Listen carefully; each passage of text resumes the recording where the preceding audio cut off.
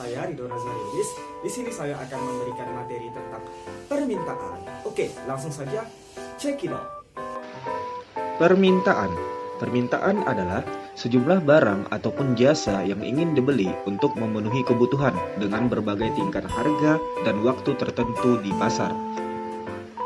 Permintaan berkaitan dengan keinginan konsumen akan suatu barang dan jasa yang ingin dipenuhinya.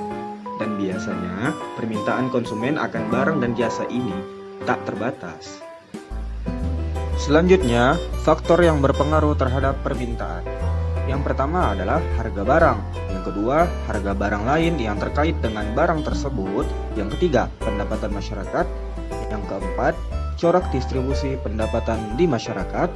Yang kelima, cita rasa masyarakat. Yang keenam, jumlah penduduk.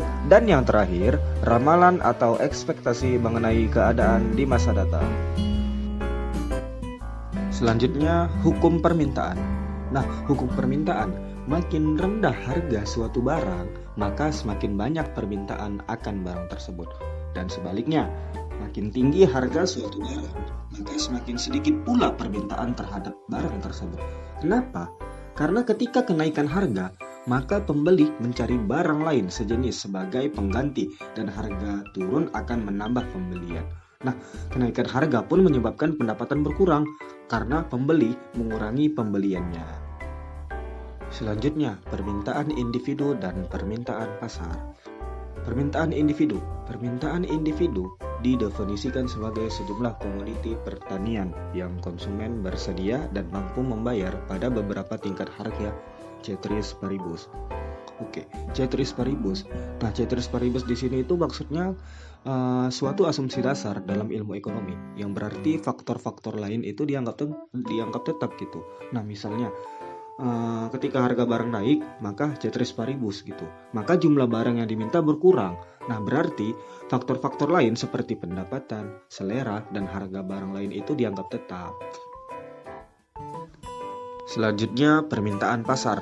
Permintaan pasar adalah generalisasi konsep permintaan konsumen yang didefinisikan sebagai alternatif kuantitas yang konsumen bersedia dan mampu membeli pada berbagai tingkat harga, ceteris paribus. Nah, permintaan pasar ini merupakan penjumlahan dari seluruh permintaan konsumen individual. Baik, selanjutnya kita masuk ke studi kasus. Nah, di sini saya mengambil penelitian yang dilakukan oleh Nista Zamili, Bustami Harahap, dan Rahmi Sari Siregar. Nah, mereka meneliti tentang faktor-faktor yang mempengaruhi permintaan dan penawaran cabai merah di pasar raya MMTC Medan.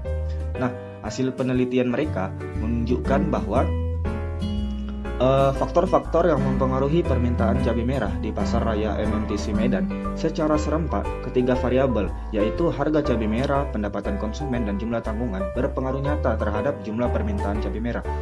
Nah, secara parsial, pendapatan konsumen berpengaruh nyata terhadap permintaan cabai merah. Hal ini disebabkan karena semakin tinggi nilai pendapatan konsumen, maka akan mempengaruhi permintaan cabai merah.